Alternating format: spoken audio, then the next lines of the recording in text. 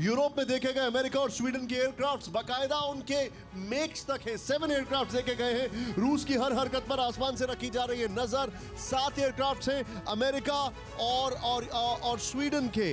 रूस की जंगी तैयारी पर नजर रखी जा रही है। इसके बाद जो मैं आपको खबर बताने वाला हूं, यकीन मानिए वो सबसे शॉकिंग न्यूज होगी अभी तक की, और वो सबसे ज्यादा परेशान करने वाली है, क्योंकि वो एक ऐसी खबर है जो कुछ भी ट्रिगर कर सकती है। मेरे साथ एक बहुत सीनियर हमारे साथ एक्सपर्ट आ चुके हैं, राजीव नयन जी। राजीव जी, अमेरिका और स्वीडन नजर रख रहे हैं। अमेरिका के फुटप्रिंट्स पोलैंड में दिख रहे हैं, अमेरिका के फुटप्रिंट्स जर्मनी में दिख रहे हैं। क्या यूरोप को यह समझ में आ रहा है सब में सिर्फ फायदा अमेरिका का हो रहा है, और अमेरिका के बाद अगर रशिया गया तो चाइना का होगा? देखिए, चाइना तो इसमें एक अपनी जो कहते हैं ना आग में अपने घी सेकने वाली बात होती है, उसको तो मौके का फायदा उठा रहा है। चीन कभी भी यूरोप में एक बड़ा एक्टर नहीं रहा है, लेकिन इस बार चाह रहा है कि रूस के साथ कहीं संलग्न होकर, और आज के दिन में रूस के साथ बहुत कम राष्ट्र है जो उनके हर एक बातों में साथ रहे हों। रूस कोशिश कर रहा है कि जो गल्फ अच्छा ऑयल पॉलिटिक्स है उसके तहत वो अरब कंट्रीज़ को, ऑयल प्रोड्यूसिंग कंट्रीज़ को अपने पक्ष में कर ले, लेकिन जब भी बात आती है दूसरे मुद्दों पर, चाहे केमिकल वेपन्स की बात आती हो या बाकी मुद्दे पर बात आती है, तो अरब उनके साथ खड़े नहीं होते हैं। तो अभी जो यूरोप में स्थिति पैदा हो रही है, यूरोपियन देखिए बड़ा स्केप्टिकल है।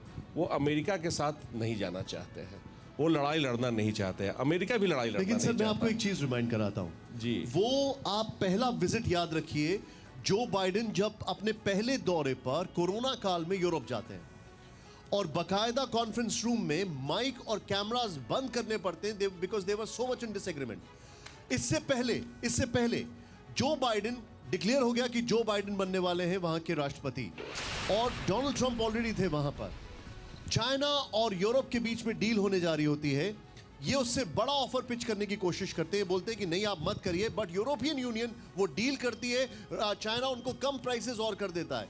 They were not listening to him, but now वो अमेरिका को फॉलो कर रहे हैं। देखिए, थोड़ा हमें दोनों चीज़ों को अलग रख कर देखना होगा। मैं कह रहा हूं कि हालात कैसे बदल गए, वो अमेरिका को टो कर रहे हैं। जी जी जी, देखिए, अमेरिका को उनको तब भी टो करना है जिस तरह से चीन आगे बढ़ रहा था, और उनकी जो कोरोना काल आपने बताया, उनके पास एक इन्वेस्टमेंट का प्रॉब्लम था, यूरोपियन कंट्रीज के पास पैसे थे नहीं, और उस समय का एक जिसे कहते हैं कि नाजायज़ फ़ायदा उठाने का चीन कोशिश कर रहा था अपने सॉवरेन फंड के माध्यम से।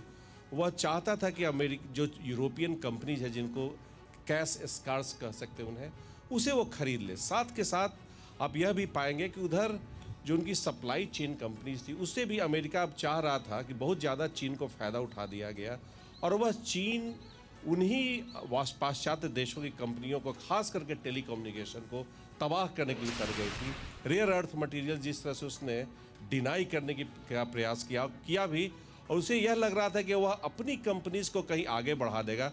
तो वह जो कभी अमेरिका ने कल्पना की थी और वेस्टर्न कंट्रीज़ ने कल्पना की थी, जो 60s के दशक में कि एक कॉम्प्लेक्स इंटरडिपेंडेंस चीन के साथ ले आएंगे, उन्हें विभाजित करके ले आएंगे, वह लगा कि वह विफल होते जा रहा है। वह सारी की सारी जो उनकी जो रणनीति थी 60 के दशक में, जो उन्होंने सोशलिस्ट ब्लॉक का विभाजन कर किया, और 78 के समय से जिस तरह 1978 में कहते हैं कि एक ग्रीन लाइन, जो चाइनाज ग्रीन लाइन कहा जाता था, और उन्होंने हाई टेक्नोलॉजी जिस तरह से एग्जेम्पशंस दिए, और आज के दिन में देखिए मशीन टूल जो है, जिसे जर्मनी सबसे आगे नेता माना जाता है, अमेरिका से ज्यादा उन्नत चीन का है। इसीलिए राजीव सर, एक मिनट रुकना चाहूंगा, एक बड़ी खबर आ रही है, और हमने स्वीडन का जिक्र किया, हमें नहीं भूलना चाहिए। हमारे बगल में एम्बेसडर रह चुके हैं स्वीडन के अशोक सर, स्वीडन और लैटविया के, वो बैठे हुए।